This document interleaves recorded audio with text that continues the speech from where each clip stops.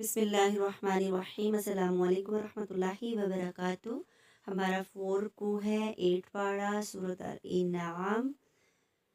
دیکھ لیتے ہیں آیات کو۔ اور وہی ہے جس نے باغات پیدا کیے، وہ بھی جو چھتریوں پر چڑھائے جاتے ہیں اور وہ بھی جو چھتریوں پر نہیں چڑھائے جاتے، اور کھجور کے درخت اور کھیتی جن میں کھانے کی چیزیں مختلف طور کی ہوتی ہیں، اور زیتون اور انار اور باہم ایک دوسرے کے مشابہ بھی ہوتے ہیں اور ایک دوسرے کے مشابہ بھی نہیں ہوتے۔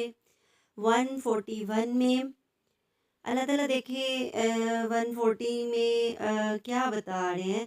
اللہ تعالیٰ یہ بتا رہے ہیں کہ ہم نے کیسے میوے عطا کیے ہیں، جو عطا کیے ہیں اور جو گر جاتے ہیں ان سب کو اللہ تعالیٰ نے درجے دیے۔ پیچھے بھی ہم نے 3 رکوع میں یہی پڑھا نا، درجے۔ تو یہاں پہ بھی اللہ تعالیٰ یہی ہمیں بتا رہے ہیں کہ کیسے ہم درجے دیتے ہیں۔ آگے 141 میں، اور اس میں جو حق واجب ہے اس کے کاٹنے کے دن دیا کرو اور حد سے مت گزر جایا کرو، یقیناً وہ حد سے گزرنے والوں کو پسند نہیں کرتا۔ اور مویشیوں میں اونچے قد اور چھوٹے قد پیدا کیے، جو کچھ اللہ نے تم کو دیا ہے کھاؤ، شیطان کے قدم با قدم مت چلو، بلا شبہ وہ تمہارا صریح دشمن ہے۔ 142 آیت تھی۔ اب 141 اور 2 میں ہم کیا دیکھ رہے ہیں کہ اللہ تعالیٰ یہاں پہ فرما رہے ہیں کہ جو حق ہم نے واجب دیا ہے کاٹنے کا، اس سے آگے مت بڑھو۔ مطلب اللہ نے جتنے حکم دیے نا، اس حق سے، اس حد سے آگے نہیں تجاوز کرے، وہیں تک رہیں۔ اور مویشیوں میں بھی اور انسانوں میں بھی آپ دیکھیں، کچھ کو اللہ نے قد لمبے دیے، کچھ کو چھوٹے دیے۔ اس طریقے سے اللہ نے جو کچھ جیسے بھی دیا ہے اس کی قدر دانی کریں، اس کا شکر کریں، اور اللہ کے ہر ایک جو اللہ نے ہمیں عطا کی رحمت، فضیلت ہمیں دی، ہمیں رتبے دیے، ہمیں عہدے دیے، تو ہمیں کیا کرنا ہے؟ ہم نے رب تعالیٰ کی ان نعمتوں کی شکر گزاری کرنی ہے۔ اللہ تعالیٰ فرما رہے ہیں کہ جو میں نے دیا ہے نا، اس سے صبر اور شکر کے ساتھ اور خوش ہو کے راضی ہو کے کھاؤ، نہ کہ تم شیطان کے قدموں پہ چلو، نہ شکری کرو اور اللہ تعالیٰ سے ایسے کفرانہ الفاظ ادا کرو اس کے لیے۔ بلا شبہ وہ تمہارا دشمن ہے۔ تمہیں بار بار بتایا گیا ہے کہ وہ شیطان تمہارا دشمن ہے، اس کے نقش قدم پر مت چلو، اس کے پیچھے مت چلو، تو تم مت چلو۔ جو اللہ تعالیٰ نے نعمتیں دی ہیں اس کی قدر کرو۔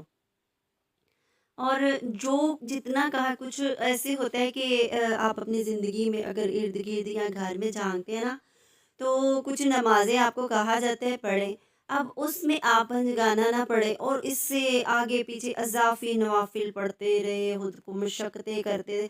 اصل میں جو فرض چیز ہے، فرض ہے قرآن سیکھنا، فرض ہے، وہ ہم چھوڑ دیں گے۔ رمضان کے روزے کی بات آتی ہے تو رمضان کے روزے ہم نہیں رکھیں گے، لیکن آئندہ مہینوں میں ہم آئیں گے تو وہ ہم سارے نفلی عبادت کو فوقیت زیادہ دیں گے، فرض کی طرف نہیں آئیں گے۔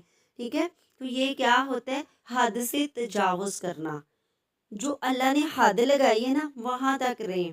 جو اضافی ہے نا، اگر آپ کے اندر ہمت ہے تو وہ آپ کر لیجئے۔ کیا پیدا کیا اللہ نے؟ پیدا کیے 8 نر مادہ، یعنی بھیڑ میں 2 قسم اور بکری میں 2 قسم۔ آپ کہیے کہ کیا اللہ نے ان دونوں نروں کو حرام کیا ہے، یا دونوں مادہ کو، یا اس کو جس کو دونوں مادہ پیٹ میں لیے ہوئے ہوں؟ تم مجھ کو کسی دلیل سے تو بتاؤ اگر تم سچے ہو۔ اور آگے، اور اونٹ میں 2 قسم اور گائے میں 2 قسم۔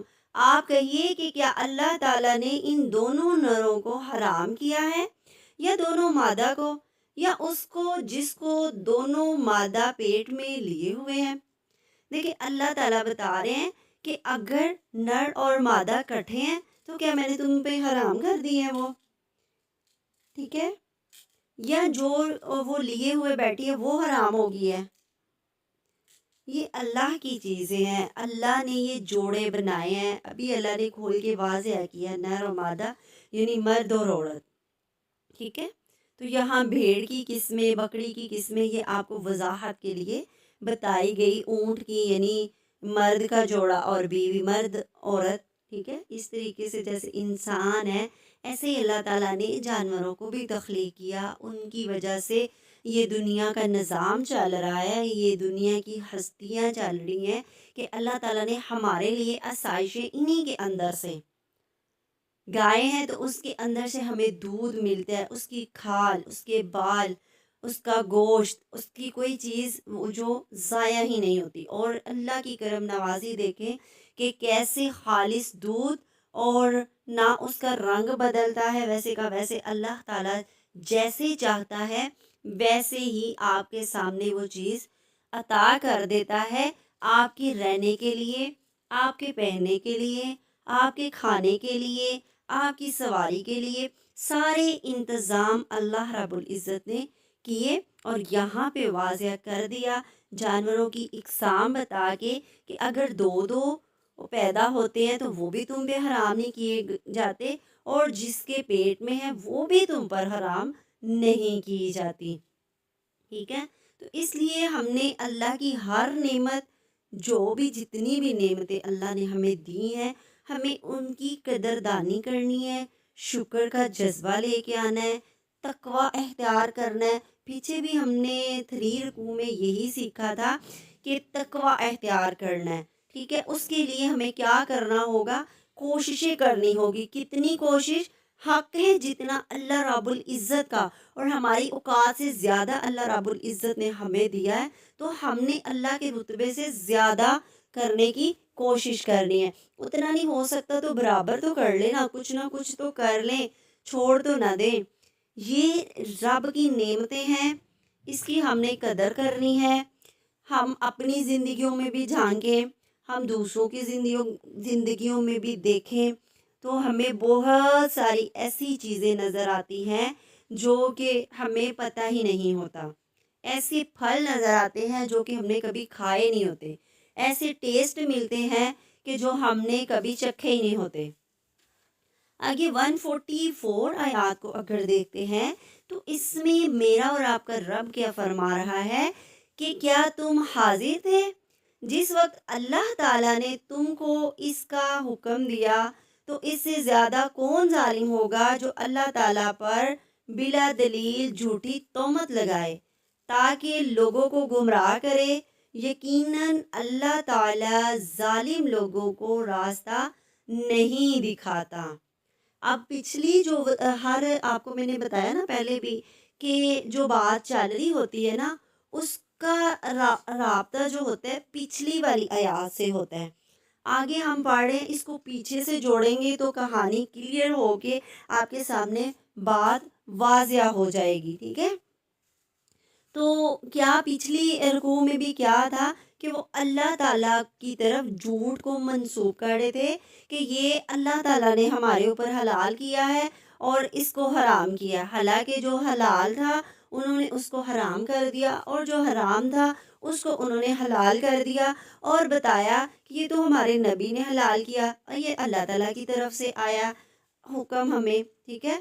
تو یہاں پہ بھی اللہ تعالیٰ یہی بتا رہے کہ کیا تم حاضر تھے یہ جو جھوٹی باتیں کر رہے ہو، جس وقت اللہ نے یہ حکم دیا تھا جو یہ تم جھوٹ گھڑ رہے ہو۔ اور اللہ تعالیٰ یہاں پہ فرما رہے ہیں تو اس سے زیادہ کون ظالم ہوگا جو اللہ پر بلا دلیل جھوٹی تہمت لگا دے، کہ کوئی دلیل بھی نہیں ہے، اسے پتہ بھی نہیں ہے کہاں پہ اللہ تعالیٰ نے یہ بات بولی تھی، کہاں پہ حکم دیا تھا، اسے پتہ بھی نہ ہو اور کہہ دے یہ اللہ کی طرف سے ہے، یہ اللہ نے بتایا تھا، یہ اللہ کی قرآن کی حدیث ہے، اللہ کے نبی کی حدیث ہے، یہ قرآن کی آیت ہے، حالانکہ وہ آیت نہیں ہوگی، یہ قرآن میں حدیث آئی ہے، یہ بات ہے، وہ حدیث نہیں ہوگی۔ تو حدیث کو تو الگ کر دے، نبیوں کو تو آپ جھٹلا رہے ہیں، آپ اللہ کو بھی جھٹلا رہے ہیں۔ تو اللہ تعالیٰ پوچھ رہے ہیں کہ تم سے بڑا ظالم اور کون ہو سکتا ہے کہ تمہارے پاس کوئی دلیل بھی نہیں ہے، جھوٹی تہمت لگاتے ہو تاکہ لوگوں کو تم گمراہ کر سکو، لوگوں کو یہ کہہ سکو۔ لوگ فوراً سے امپریس ہوتے ہیں، کیونکہ ان کے پاس علم نہیں ہوتا۔ جن کے پاس علم نہیں ہے ان کو پھر سیکھنے کی کتنی ضرورت ہے کہ وہ سنی سنائی باتوں پہ غور کرتے ہیں، ان کو پتہ چلے حق کیا ہے۔ حق کو اگنور کر دیتے ہیں جب ہم، تو جھوٹ کا سہارا ہم سنی سنائی بات کو آگے پیش کر دیتے ہیں، سنی سنائی چیز کو آگے بھیج دیتے ہیں، یہی خسارہ ہے ہمارا۔ تو اصل میں اس میں بتایا جا رہا ہے کہ جو بھی بات کرنی ہے دلیل سے کرو، قرآن سیکھو۔ آپ کے پاس جیسے میں نے آپ کو اصول ڈائری کے حوالے سے بتایا کہ آپ اصول لکھا کریں اہم آیات کی، ٹھیک ہے۔ جب وہ اہم آیات آتی ہیں نا، تو جب ہم کسی کو کوئی بات بتاتے ہیں نا، تو اکثر کچھ لوگ یہ کہتے ہیں کہاں پہ لکھا ہوا ہے، دلیل کہاں پہ ہے؟ دیکھیں یہاں پہ میرا اور آپ کا رب فرما رہا ہے کہ کیا تم حاضر تھے جس وقت اللہ تعالیٰ نے یہ حکم دیا تھا؟ تو کبھی بھی ایسی بات اللہ کی طرف منسوب نہیں کرنی جس کی حقیقت نہیں ہوتی کوئی بھی، ٹھیک ہے۔ تو یہ جھوٹی بات جو ہوتی ہے اللہ رب العزت کے پیچھے سے، کہ اللہ کی کتاب میں وہ ہے ہی نہیں تو اس کے پیچھے ہم یہ بات کریں، تو پیچھے سے جو بات کرنا ہوتا ہے وہ تہمت لگانا ہوتا ہے۔ تو تہمت بہت بڑی بیماری ہے۔ آگے اگر دیکھ لیتے ہیں رضا الہی پانے والوں کے رویے، تو آپ سب نے یہ چیک کر لینے ہیں اور اللہ سے بہت ساری دعائیں کرنی